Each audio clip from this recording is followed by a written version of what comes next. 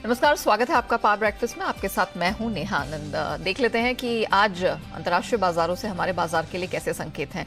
तो जिस बात का डर था वैसा ही कुछ होता हुआ दिख रहा है। वंस अगेन आज खराब संकेतों के साथ हम कह सकते हैं शुरुआत हुई है दिन की। एसजीएक्स निफ्टी यहां पर हमने भारी गिरावट आते हुए देखी है, लाल निशान के साथ यहां पर शुरुआत हुई है। 15,900 के करीब हम इसे अभी ट्रेड करता हुआ देख रहे हैं और 300 अंकों से अधिक की गिरावट यहां पर बनते हुए देखी है। तो ये ऑल इन ऑल आप कह सकते हैं कि कुछ कमजोर नंबर्स आते हुए दिख रहे हैं। डाउ नैस्डैक फ्यूचर्स पर भी नजर डाल लेते हैं क्योंकि कमजोरी यहां पर भी हमने बनते हुए देखी है। एशियन मार्केट्स की अगर बात करें तो जापान का बाजार निके भारी भरकम गिरावट के साथ शुरू हुआ है, 600 अंकों की गिरावट वहां दिखी। डाउ नैस्डैक फ्यूचर्स भी आपकी स्क्रीन पर, यहां पर भी हम देख रहे हैं ट्रिपल डिजिट फॉल के साथ ही ट्रेड हो रहा है। इनफैक्ट जापान के बाजार निके में तो गिरावट और ज्यादा गहरा गई है। 85 अंक नीचे नैस्डैक फ्यूचर्स और 115 अंकों की कमजोरी इस समय डाउ फ्यूचर्स में दिखाई दे रही है। कमोडिटी स्पेस की अगर बात करें तो कच्चे तेल में एक बार फिर से कल क्रैश फॉल हमने 2 से 2.5% का आता हुआ देखा। कल की ऊंचाई से अब हम कह सकते हैं कच्चा तेल ऑलमोस्ट $4-5 नीचे ट्रेड करता हुआ दिख रहा है। लोअर लेवल से कुछ संभलता हुआ दिख रहा है, लेकिन वही है, दायरे का ट्रेड है, कोई क्यूज इससे ज्यादा संभाल नहीं पा रहे हैं। सोने चांदी में वंस अगेन दायरे का ट्रेड है। तो क्या कुछ हुआ है कि इतनी ज्यादा पिटाई कल इक्विटी या कमोडिटी स्पेस में देखने को मिली है? सारे ट्रिगर्स पर बात करने के लिए मेरे सहयोगी दीपांशु इस वक्त स्टूडियो में जुड़ चुके हैं। दीपांशु, मॉर्निंग। हम लोग अभी इस हफ्ते की शुरुआत तक, वेडनेसडे तक हमारा मूड ठीक ठाक ही था, लग रहा था कि वर्स्ट इज ओवर, लेकिन फिर ये अमेरिकी बाजारों ने हिला दिया। क्यों हुआ ऐसा, क्या हो गया? संभले ही थे कि वापस आप बाजार चलते हुए दिख रहे हैं। और जो हम कल बात कर रहे थे, जो फेड चेयरमैन साहब की कमेंट्री आई थी जिस पर बाजारों ने बिल्कुल रिएक्ट नहीं किया, इनफैक्ट डेज हाई पर बंद हुए थे कल। आई थिंक उसी का आज फिर रिएक्शन आपने आते देखा। तो इन्फ्लेशन की जो चिंता है वो दुनिया भर के बाजारों में हावी है, हमारे बाजारों के लिए भी हावी है और उसी का इम्पैक्ट आप आते हुए देख रहे हैं। और देखिए डाउ कल 2 साल में सबसे बड़ी गिरावट इंट्राडे ने, आखिरी बार ऐसी गिरावट हमने जून 2020 में देखी थी। तो वहां से देखिए 2 साल में सबसे बड़ी गिरावट है। 1165 अंक फिसलकर दिन के निचले स्तर पर बंद हुआ। मार्च 2021 यानी कि 14 महीने के निचले स्तर पर आपको डाउ जाते हुए दिख रहा है और डाउ तो कम गिरा है। इसके सामने S&P 500 देखिए 4%, नैस्डैक देखिए 4.5% फिसला है। तो वहां पर और ज्यादा बिकवाली का दबाव आया है। अक्रॉस सभी सेक्टर्स आपने बिकवाली देखी है। स्मॉल कैप जो 2-3 दिनों से आउट परफॉर्म कर रहे थे वो भी कल हमने 3.5% गिरते हुए देखे हैं। रसल 2000 जो इनका इंडेक्स है, तो कोई भी ऐसी छुपने की जगह नहीं थी। Across the board heavy selling pressure आपने अमेरिकी बाजारों में आते हुए देखा है। कंज्यूमर स्टॉक्स यहां पर सबसे ज्यादा प्रेशर था क्योंकि एक तो जो रिटेल बिक्री का आंकड़ा आया था वो तो अच्छा था, पर जो हम नतीजों के हाईलाइट कर रहे थे, वॉलमार्ट 11% फिसला था क्योंकि मार्जिन आउटलुक और गाइडेंस कमजोर थी। उसी तरह एक और इनका बड़ा रिटेलर है टारगेट, ये शेयर कल 24% टूटा है एक ही दिन में क्योंकि नतीजों ने किया है निराश और again cost pressure, inflation pressures की वजह से आने वाला आउटलुक भी खराब दिख रहा है। तो कंज्यूमर सेक्टर में सबसे ज्यादा आपने गिरावट देखी। ऑफ कोर्स नैस्डैक सबसे बड़ा हैवी वेट है, वहां पर देखिए सभी दिग्गजों में आपने क्या क्या बड़ी गिरावट देखी है। Amazon 7%, Tesla 6.5%, Apple 5.5%, Meta 5%, alphabet और ट्विटर भी लगभग 4% टूट कर आए हैं। तो दिखा रहा है कि क्वांटम ऑफ सेलिंग तो है, बट क्वांटम ऑफ सेलिंग कितनी ज्यादा है। और ये सारे बड़े बड़े स्टॉक्स हैं, $multi-billion मार्केट कैप की कंपनी है और वहां पर आप ऐसी बड़ी गिरावट देख रहे हैं तो फिर बाकी शेयर्स में क्या होगा वो आप समझ सकते हैं। तो across the board heavy selling pressure हमने आते हुए देखा है जहां तक अमेरिकी बाजारों का सवाल है। सिमिलर एक्शन आपने यूरोप में भी देखा है, हालांकि इतनी बड़ी गिरावट नहीं थी, बट 1 से 1.5% यूरोप के बाजार फिसले हैं। वहां पर भी इन्फ्लेशन का डेटा आया था, काफी ज्यादा है। यूके में तो इन्फ्लेशन इनफैक्ट 9% पर है, 40 साल की ऊंचाई। तो ग्लोबली ये इन्फ्लेशन का प्रेशर पड़ते हुए दिख रहा है। कच्चा तेल जैसे आप बता रही थी, कल से आज देखें तो लगभग $4 गवा चुका है, 110 पर आ गया है ब्रेंट। यूएस में उत्पादन बढ़ने की वजह से हम देख रहे हैं कि कच्चे तेल पर थोड़ा प्रेशर पड़ा है, कोई ज्यादा नहीं बट हल्का सा प्रेशर जरूर आते हुए दिखा है। सोना चांदी दायरे में थे। बेस मेटल्स में गिरावट आई है, 2 दिनों से हम देख रहे हैं, हम यहाँ पर वापस गिरावट लौटी है। सभी बेस मेटल्स में प्रेशर था और निकल 2.5 महीने के निचले स्तर पर आते हुए दिखा है। डॉलर इंडेक्स 3 दिनों के बाद थोड़ा रिकवर हुआ है, 104। सो ओवरऑल ये इन्फ्लेशन की चिंता वापस आ गई है और कहीं भी छुपने की जगह नहीं दिख रही, इसलिए आप देख रहे हैं एसजीएक्स 2% नीचे है इस समय। और दीपांशु, ऐसा लगता है कि चाहे इक्विटी स्पेस हो या कमोडिटी स्पेस, कहीं पे भी आपको एक डिसाइसिव मूवमेंट, एक मोमेंटम दिखाई नहीं दे रहा है। तो हमें इस तरह की वोलेटिलिटी के लिए शायद अब तैयार रहना पड़ेगा। शुक्रिया दीपांशु, पूरी डिटेल दर्शकों के सामने रखने के लिए। चलिए, इसी गिरावट को जो हमने कल घमासान होता हुआ देखा है ग्लोबल मार्केट में, चाहे वो इक्विटी हो या कमोडिटी स्पेस, इसको थोड़ा और विस्तार से समझते हैं और इसी पर बात करने के लिए हमारे साथ एलिमेंट्स प्लेटफॉर्म के चेयरमैन और global market expert Ajay Bagga sir जुड़ चुके हैं। Bagga sir, good morning. Sir, हम जब ये सोचते हैं कि वर्स्ट इज बिहाइंड अस, अब चलिए बाजार में वापस से कंसोलिडेशन आ गया है, खरीदारी का मौका है, तब फिर से घमासान हो जाता है, एकदम लहूलुहान हो जाता है बाजार। कल जो अमेरिकी बाजारों की पिटाई हुई है सर, कैसे देखते हैं आप इसे? नहीं, अब देखिए, डे टू डे इसका एक्सप्लेनेशन नहीं है, बट ओवरऑल कल क्या हुआ कि यूएस रिटेलर्स के नंबर खराब आए, स्पेशली टारगेट और लोज के नंबर खराब आए। उससे यही अंदाजा लगा कि अगर यूएस कंज्यूमर में वीकनेस आई, दुनिया की इकोनॉमी चलती है चाइनीज मैन्युफैक्चरिंग और यूएस कंज्यूमर की खपत से। अगर यूएस कंज्यूमर जो ट्यूसडे को जो नंबर आए थे अप्रैल के 0.9% बढ़ा था, उससे मार्केट खुश थे। बट कल यूएस रिटेलर्स के जब नंबर खराब आए, सिस्को ने जब बोला कि ये क्वार्टर थोड़ा खराब रहेगा, सिस्को का शेयर 19% गिरा दिया गया मार्केट से। तो क्या दिख रहा है कि इमोशंस बहुत ही वीक है, फ्रेजाइल है मार्केट। कुछ भी बुरी खबर पे बहुत तेजी से नीचे गिरता है। लोगों के पास सेंटिमेंटली अपने स्टॉक्स होल्ड करने का बिल्कुल स्ट्रेंथ नहीं है। तो ऐसे माहौल में मार्केट फिर नीचे जाता है।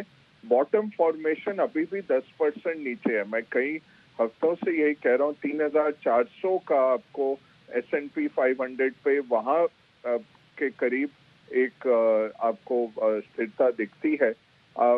ये यहाँ से और नीचे जाने की गुंजाइश ज्यादा है बनिस्बत इसके कि बॉटम फॉर्मेशन होने की। नेहा जी, जब आप कह रहे हैं कि नीचे यहां से 3400 तक के लेवल के लिए हमें तैयार रहना चाहिए, तो इसका मतलब है कि हमारे मार्केट्स भी उसी अनुपात में रिएक्ट करेंगे। और सर, एक और चीज मैं समझना चाह रही थी, आपने बिल्कुल राइटली पॉइंट आउट किया अपनी कमेंट्री में कि अमेरिका और चाइना ये दो कंज्यूमर देश हैं जिन पर हमें लगातार नजर रखनी होती है। सर, चाइना के डेटा में ना कोई क्लैरिटी नहीं मिल रही है, इकोनॉमिक डेटा खराब है, कोविड को लेकर कभी लगता है स्थिति बेहतर हुई है, फिर पता चलता है कि उनके मेजर प्रोविंसेस में स्थिति खराब हो रही है। सर, क्या अभी भी चाइना को हमें डे टू डे अपने एनालिसिस में रखना होगा, सामने रखना पड़ता है, क्योंकि ग्लोबल सप्लाई चेन सारे बर्बाद हो रहे हैं चाइना की वजह से। और देखिए, वो ना एक इम्पॉसिबल ट्राइलेमा कहते हैं हम। चाइना क्या कोशिश कर रहा है, 5.5% की जीडीपी बढ़ाने में, साथ में कोविड जीरो करके लॉकडाउन, 40 करोड़ लोगों को लॉकडाउन में रखा हुआ है, और तीसरा के डेट टू जीडीपी घटाने की कोशिश कर रहे हैं। क्योंकि 2008 में उनकी क्या स्ट्रैटेजी थी, उन्होंने बहुत जबरदस्त अपनी इकोनॉमी में पैसा डाला, ब्रिजेस टू नोवेयर बनाए, खाली बिल्डिंगें बनाई, बुलेट ट्रेन बनाए जहाँ कोई चढ़ता नहीं है। तो बहुत जबरदस्त उन्होंने खर्चा किया। आज के दिन में उनका डेट टू जीडीपी जो है 300% है, बहुत जबरदस्त उधर क्रेडिट एक्सपेंशन हुआ है। तो वो ये इम्पॉसिबल ट्राइलेमा कोशिश कर रहे हैं कि जीडीपी भी बना रहे, कोविड जीरो भी रहे, और डेट भी ना हम बढ़ाएं, क्रेडिट और सप्लाई ना करें। तो चाइना में कल वाइस प्रीमियर जो हैं, उनकी मुलाकात हुई टेक के दिग्गजों से और इकोनॉमिक जितने उनके पॉलिसी मेकर्स हैं। बहुत मार्केट को आशा थी कि कुछ स्टिमुलस की घोषणा करके आएंगे, वो बहुत अंडरवेलमिंग रहा। तो कल भी चाइनीज मार्केट गिरा था। तो प्रॉब्लम क्या है, चाइना की प्रॉब्लम्स तो हम सब जानते हैं। उम्मीद थी कि हर बारी जैसे चाइना स्टिमुलस लेके आता है, जो 2008 में किया, 13 में किया, 2015 में किया, 2018 में किया, वो स्टिमुलस नहीं आया। उससे भी मार्केट काफी डिसअपॉइंट हो गया। Correct, point taken sir. So bottom line यही है कि यहाँ से उतार चढ़ाव भी भारी रहने वाला है और गिरावट के लिए भी अभी थोड़ी और आपको तैयार रहना पड़ेगा। Bagga sir, thank you so much हमारे साथ जुड़ने के लिए। चलिए, इससे पहले हम आगे बढ़े, देख लेते हैं कल संस्थागत निवेशकों की तरफ से प्रदर्शन कैसा रहा है। कैश स्पेस में एफआईआईज की तरफ से बिकवाली तो जारी है, हालांकि इसका अनुपात थोड़ा सा कम हुआ है, 1250 करोड़ के आसपास की बिकवाली देखी है। कैश स्पेस में घरेलू संस्थागत निवेशकों की खरीद जारी रही है, लेकिन थोड़ी सी कम हुई है, 376 करोड़ के पास। और एफएनओ में देखा जाए तो एफआईआईज ने 1740 करोड़ के आसपास की खरीद का आंकड़ा रखा है। जिस प्रकार के खराब संकेत आए हैं ग्लोबल मार्केट से, हमारे मार्केट्स कैसे आज रिएक्ट करेंगे, क्या ट्रेडिंग रेंज होगी, सब पर बात करेंगे। जी बिजनेस के मैनेजिंग एडिटर अनिल सिंह भी हमारे साथ जुड़ चुके हैं।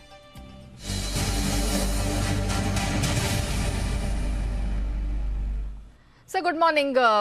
एक बार फिर से ग्लोबल मार्केट्स को लेकर तनाव उत्पन्न हो गया है सर। हमारे मार्केट्स क्या रेंज होगी सर, निफ्टी बैंक निफ्टी? देखिए, इसमें कोई डाउट नहीं कि कल की जिस तरह की तेज गिरावट जो हुई है अमेरिका में, वो किसी की भी उम्मीद से या सोच से परे है। और जाहिर सी बात है कि भारतीय बाजार के सब पूरी तरह से ग्लोबल मूड माहौल के साथ ही ट्रेड करते हुए दिखते हैं। तो जो माहौल ग्लोबल मार्केट का है उसको देखकर हमें एक तेज गिरावट के साथ चलना होगा। लेकिन एक बड़ी दिक्कत जो भारतीय बाजारों के लिए है, एक तो ये कि हम आज वीकली एक्सपायरी है, तो काफी कुछ पोजीशंस आज ऑप्शन से यहाँ खत्म होनी है। दूसरी प्रॉब्लम ये कि पिछले 2 दिनों में काफी हद तक शॉर्ट कवरिंग हुई है और फ्रेश लॉन्ग पोजीशन भी बनी है। और ये पोजीशन जो है बाजार इसकी वजह से बहुत हल्का नहीं है। और जो कुछ भी लॉन्ग पोजीशन बनी है, अब उनके आज खत्म होने का, कटने का थोड़ा सा डर रहेगा। गैप से नीचे आने के बाद मार्क टू मार्केट लॉसेस होंगे और वो मार्क टू मार्केट लॉसेस थोड़ा और बाजार को पोजीशन नीचे होने पर नीचे की तरफ ले जा सकते हैं। तो ऐसे में जहां से हमने रिकवरी दी है 2 दिन पहले, वहीं तक जाने की आशंका पूरी है। 15,740 ट्रिपल बॉटम हमने 3 बार बनाया है, लगभग उसी लेवल के आसपास सपोर्ट है। तो आज के लिए सपोर्ट के तौर पर 15,750, 15,850 इस 100 पॉइंट की रेंज पर नजर रखिए। और दूसरा ऊपरी स्तर पर 16,000, 16,075 का लेवल पार करना मुश्किल होगा जब हम गैप से नीचे उतरेंगे। अब आइए बैंक निफ्टी का जहाँ तक सवाल है, 33,000 के आसपास हमने लगातार सपोर्ट लिया, उसके नीचे बाजार गए नहीं है पिछले पोल में। वही एक आखिरी उम्मीद है कि 33,000 के आसपास आज फिर से सपोर्ट ले, तो 33,300 सपोर्ट के लिए रेंज होगी। ऊपरी स्तरों पर 34,000, 34,150 वो जगह है जहाँ पर बैंक निफ्टी को पार करना फिर से मुश्किल होगा। तो इन लेवल्स, इन रेंज पर आपको रखनी है। Point taken sir, thank you so much. ये दिशा देने के लिए दर्शकों को लेवल्स रिपीट कर देते हैं। निफ्टी पर सर ने बताया कि 15,750 से 850 ये एक सपोर्ट रेंज का काम करेगी। 16,000 से 16,075 ये आज निफ्टी के लिए रेजिस्टेंस रेंज बनती हुई दिखाई दे रही है, ऊपरी रेंज दिखाई दे रही है। सिमिलरली बैंक निफ्टी पर आते हैं तो यहां पर भी 1,000 पॉइंट की रेंज है जो बनती हुई दिखाई दे रही है। 33,000, 33,300 ये एक सपोर्ट रेंज है और अपर साइड में 34,000 और 34,150 यहां पर हमें रेजिस्टेंस बनती हुई दिखाई दे रही है। ये बैंक निफ्टी की 1,000 पॉइंट की एक रेंज रहेगी। चलिए अब आगे बढ़ते हैं और स्टॉक्स इन न्यूज का वक्त हो गया है। खबरों के दम पर किन स्टॉक्स में आज एक्शन देखने को मिलेगा, इस पर बात करेंगे। मेरे सहयोगी अरमान मेरे साथ स्टूडियो में जुड़ चुके हैं। अरमान गुड मॉर्निंग, जरा बताइए कि कल नंबर्स कैसे आए हैं? बिल्कुल, नतीजों में सबसे पहले आप ध्यान रखिएगा आईटीसी पे, जिसके नतीजे मिक्स्ड आते हुए दिखे हैं। अगर आप आय देखेंगे तो हालांकि आय में लगभग 17% का उछाल देखा गया है, पर अगर आप मार्जिन देखेंगे तो मार्जिन फ्लैट रहे हैं और मुनाफा भी लगभग 12% बढ़कर आता हुआ दिखा है। बोर्ड ने 6.25 का डिविडेंड भी दिया है। आईजीएल जो हमारा अनुमान था उसके मुताबिक नतीजे आते हुए दिखे हैं। आय अगर आप देखेंगे तो आय लगभग 8.6% बढ़कर आई है। वहीं अगर मार्जिन्स देखेंगे, मार्जिन्स भी फ्लैटिश रहे हैं, 21.2% से घटकर लगभग 20.8% आते हुए दिखे हैं। वहीं अगर मुनाफा देखेंगे, मुनाफे में भी 17% का उछाल देखा गया है। पीडीलाइट नतीजे जो हैं वो हमारे अनुमान से कमज़ोर आते हुए दिखे हैं। आय अगर देखेंगे कि 12% बढ़ी है, पर अगर मार्जिन्स अगर देखें तो मार्जिन्स कट हुए हैं 16%, पहले 20.6% अभी 16% पर आते हुए दिखे हैं। और मुनाफा जो है, मुनाफा भी 17% डाउन होता हुआ दिखा है। एलआईसी हाउसिंग फाइनेंस नतीजे हमारे अनुमान से बेहतर आते हुए दिखे हैं। एनआईआईज लगभग 9% बढ़ी है। मुनाफा देखेंगे तो मुनाफा 2.8x टाइम्स बढ़कर आया है। और जीएनपीए भी अच्छा खासा 5.14% से घटकर 4.64% पर आते हुए दिखे हैं। और बोर्ड ने डिविडेंड भी दिया 8.5 का। मनापुरम फाइनेंस हमारे अनुमान से कमज़ोर नतीजे आते हुए दिखे हैं। एनआईआई देखेंगे तो लगभग 15% घटकर आई है। मुनाफा देखेंगे, मुनाफा लगभग 44% घटकर आता हुआ दिखा है। और बोर्ड ने 0.75 का डिविडेंड भी दिया है। ग्रेन्यूल्स नतीजे अनुमान के मुताबिक आते हुए दिखे हैं। आय लगभग 29% बढ़कर आई है। एबिटा अगर आप देखेंगे तो 4.5% घटकर आया है। मुनाफा 13% लगभग घटकर आया है। और अगर अंत में जो एक नतीजा देखें वो लुपिन है, उसके भी नतीजे अगर आप देखेंगे तो वो हमारे अनुमान से कमज़ोर आते हुए दिखे हैं। आय हालांकि बढ़ी है, पर एबिटा पर लगभग 63% का कट देखा गया और मार्जिन्स भी इसी कारण 19% से घटकर लगभग 6.9% पर आते हुए दिखे हैं। ओके, चलिए अरमान ने आपको ये तो बता दिया कि जो तिमाही नतीजे आए हैं कंपनियों के कैसे रहे, लेकिन अरमान बताइए आज के महत्वपूर्ण ट्रिगर्स कौन से रहेंगे और किन किन खबरों के दम पर स्टॉक्स या सेक्टर्स में एक्शन देखने को मिल सकता है? बिल्कुल, निफ्टी में डॉक्टर रेड्डीज के नतीजे आते हुए दिखेंगे। एफ&ओ में 6 कंपनियों के नतीजे आएंगे, जिसमें अशोक लीलैंड, बॉश, गोदरेज, एचपीसीएल ऐसे स्टॉक्स हैं। डिलीवरी और वीनस पाइप्स दोनों के शेयर अलॉटमेंट है। सीएल एजुकेट जिसमें शेयर बायबैक पर विचार करेगी, आज मीटिंग है। स्टैंडिंग कमेटी जो हमारी फाइनेंस की स्टैंडिंग कमेटी है, वो आज उनकी मीटिंग में इस मीटिंग में डिस्कस करेंगे कि जो एंटी कम्पिटिटिव प्रैक्टिसेस हैं जो गूगल, फेसबुक और को लेकर मीटिंग पे डिस्कशन किया जाएगा। Change in price band from 20% to 10% में Uttam Sugar Mills, Ratan India Enterprises, और फ्रॉम 10% टू 5% है, उसमें आपको दिखेगा रुचि सोया और मैंगलोर रिफाइनरी और पेट्रोकेमिकल्स। अब आईपीओ अपडेट्स है मेरे पास, जिसमें पारादीप फोस्पेट, आज आईपीओ का आखिरी दिन है, दूसरे दिन तक आईपीओ कुल मिला के 51% तक बढ़ा है। अगर आप एनआईआई देखेंगे 20%, रिटेल देखेंगे 95%। इथॉस लिमिटेड, जिसका आज आईपीओ का दूसरा दिन है, पहले दिन तक आईपीओ लगभग 27% बढ़ा है। अगर आप एनआईआई देखेंगे 4%, retail 53%।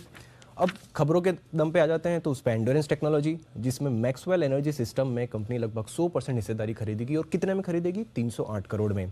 IOC, HPCL, BPCL restaurant stocks पर ध्यान रखिएगा, जिसमें आज घरेलू एलपीजी सिलेंडर के दाम 3 रुपये 50 पैसे से बढ़ाए जाएंगे, और इस हिसाब से अब जो दाम हो गया है वो 1000 रुपये से भी ज़्यादा हो गया है। बिरला सॉफ्ट, 23 मई को बोर्ड की बैठक में शेयर बायबैक पर विचार किया जाएगा। इंटरग्लोब एविएशन, जिसमें पीटर एल्बर्स को सीईओ नियुक्त कर दिया गया है, और ये 1 अक्टूबर से पदभार संभालेंगे, और जो रणजोय दत्ता साहब हैं वो सीईओ के उन्होंने पद से इस्तीफा दे दिया है।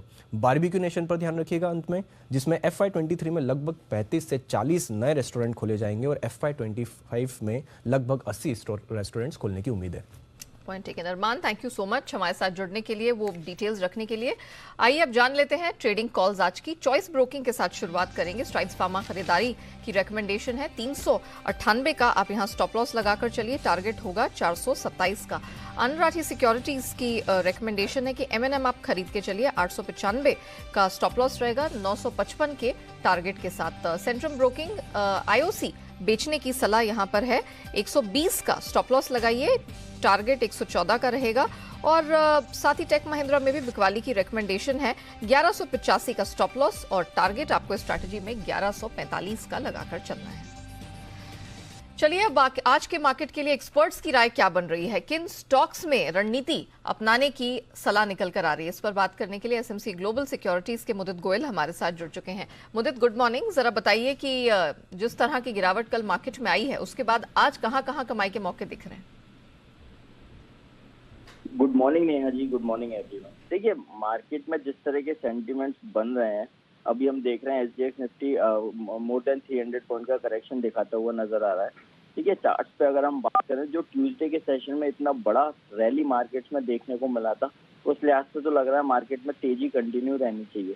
जो SGX निफ्टी इंडिकेट कर रहा है, हो सकता है एक बार गैप डाउन ओपनिंग देखने को मिले, लेकिन डिप में हम निफ्टी को बाय करके चलने की सलाह देंगे। तो कहीं भी डिप में निफ्टी 16,100 के आसपास ओपन होता है, बाय करके चलेंगे, हमें लगता है बाउंस बैक देखने को मिलेगा। 16,300 तक के अपसाइड मूव आज के सेशन में नजर आ सकते हैं। स्टॉप लॉस रहेगा 16,050 का। देखिए, जब तक 15,900 के लेवल को निफ्टी होल्ड कर पा रहा है, हर डिप में बाय करके ही चलेंगे, क्योंकि चार्ट पूरी तरह से रिवर्स हो चुके हैं, डिप में बाय करके चलने की सलाह होगी। वहीं अगर निफ्टी बैंक की बात करते हैं, तो निफ्टी बैंक के स्ट्रक्चर बहुत अट्रैक्टिव नहीं है, लेकिन निफ्टी बैंक में भी रिवर्सल के इंडिकेशन लास्ट 2 सेशन से देखने को मिले हैं। तो जब तक निफ्टी बैंक भी हो सकता है आज के सेशन में एक डिप की शुरुआत देखने को मिले, 33,900 के आसपास निफ्टी बैंक में भी बाय करके चलने की सलाह दे रहे हैं।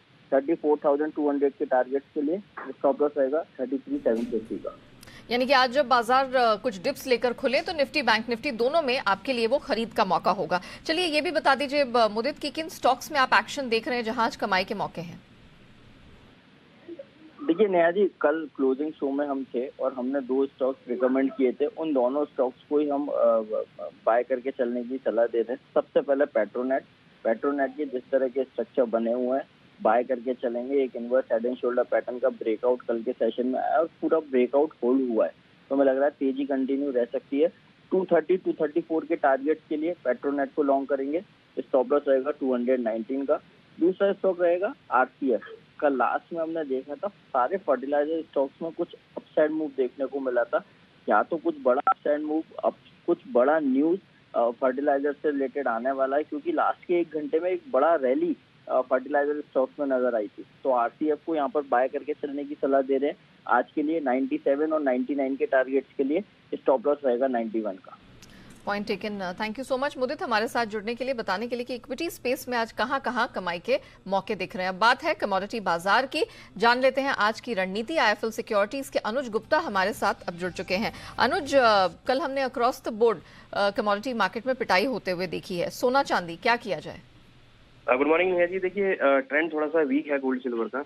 हमें लगता है कि एक सेलिंग प्रेशर यहाँ पर आ सकता है, तो बिकवाली का ट्रेड बना सकते हैं। गोल्ड में करीबन 50,500 में बिकवाली करें, 50,950 का स्टॉप लॉस लगाए, टारगेट 49,700 तक हो सकता है। सिल्वर के अंदर भी 61,200 में बिकवाली कर सकते हैं, 61,800 का स्टॉप लॉस, 60,000 तक के लेवल देखने को मिल सकते हैं। तो जिस तरीके से कल गिरावट देखी, हमें लगता है कि अभी गोल्ड सिल्वर में ट्रेंड थोड़ा सा वीकनेस का रह सकता है और यहाँ पे बिकवाली आ सकती है। क्रूड के भाव में भी गिरावट देखने को मिली है, जिसका असर गोल्ड सिल्वर में भी आ सकता है। ओके साथ ही जरा बताइए कि मेटल्स में क्या रणनीति अपनाई जाए, क्योंकि लग रहा था थोड़ी स्ट्रेंथ है, उसके बाद फिर से कल भारी गिरावट देखने को मिली है, क्या किया जाए? देखिए कल डाउ के अंदर भी गिरावट देखने को मिली है, तो इंडस्ट्रियल एवरेज जो है वो नीचे आता हुआ दिखाई दिया है। तो बेस मेटल में भी हमने गिरावट देखी है। हमें लगता है कि बेस मेटल में आज भी थोड़ा सा एक सेशन गिरावट का रहेगा। कॉपर में बिकवाली कर सकते हैं 760 में, स्टॉप लॉस 767 का रहेगा, टारगेट नीचे 750 तक हो सकता है। और बाकी बेस मेटल में भी एक्सपेक्टेड है कि आज मार्केट थोड़ा सा ट्रेंड डाउन के साथ ट्रेड हो सकता है। ओके चलिए, बहुत शुक्रिया आपका अनुज हमारे साथ जुड़ने के लिए, बताने के लिए कि आज कमोडिटी मार्केट में कहां है कमाई के मौके। चलिए अब आगे बढ़ते हैं और बात करते हैं FIR यानी FII इन्वेस्टमेंट रिपोर्ट की, और देख लेते हैं कि किन शेयरों में FII ब्रोकरेज ने दर्ज की है FIR।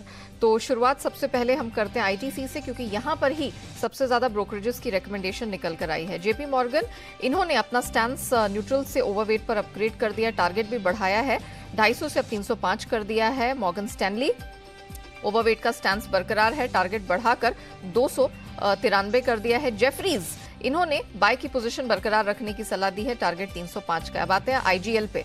IGL पर क्रेडिट स्विस की रिकमेंडेशन आपके सामने रखते हैं। अंडर परफॉर्म का स्टैंस बरकरार है, 290 का टारगेट। जेफरीज ने खरीद की पोजीशन हालांकि बरकरार रखने की सलाह दी है, टारगेट थोड़ा सा काटा है, 590 कर दिया है। सिटी की इंद्रप्रस्थ गैस पर रिकमेंडेशन बाय की है, टारगेट थोड़ा सा घटाया है, 30 रुपए से अब 490 कर दिया है। LIC हाउसिंग पर मॉर्गन स्टैनली की रिकमेंडेशन अंडर परफॉर्म का स्टैंस बरकरार है, टारगेट 330 का है। क्रेडिट स्विस अंडर परफॉर्म का आउटलुक यहां भी बरकरार है, टारगेट 355 का। मैक्वेरी पिडिलाइट इंडस्ट्रीज पर इनकी अंडर परफॉर्म का स्टैंस बरकरार रखा हुआ है, टारगेट भी घटाया है इन्होंने, 1980 से घटाकर 1850 कर दिया है। JP मॉर्गन इनकी पिडिलाइट इंडस्ट्रीज पर अंडरवेट की रेटिंग बरकरार है, टारगेट 2068 का है। वहीं विप्रो पर JP मॉर्गन की रिकमेंडेशन है, इन्होंने अपना जो स्टैंस है वो न्यूट्रल से अंडरवेट कर दिया है, टारगेट भी 520 से घटाकर 430 कर दिया है। L&T इन्फोटेक पर JP मॉर्गन की रिकमेंडेशन अब आपके सामने रखते हैं, अंडरवेट का आउटलुक है, टारगेट भी घटाया है, 3600 कर दिया है। TCS पर JP मॉर्गन की रिकमेंडेशन अभी भी मेंटेन्ड है और यहाँ पर भी 3,449 के आसपास का लेवल्स उन्होंने बरकरार रखा हुआ है। लक्ष्य थोड़ा सा यहाँ पर घटाया है, 3100 का कर दिया है, पहले 3,900 का था। और इधर इन्होंने अपना जो स्टैंस है वो न्यूट्रल से घटाकर अंडरवेट कर दिया है।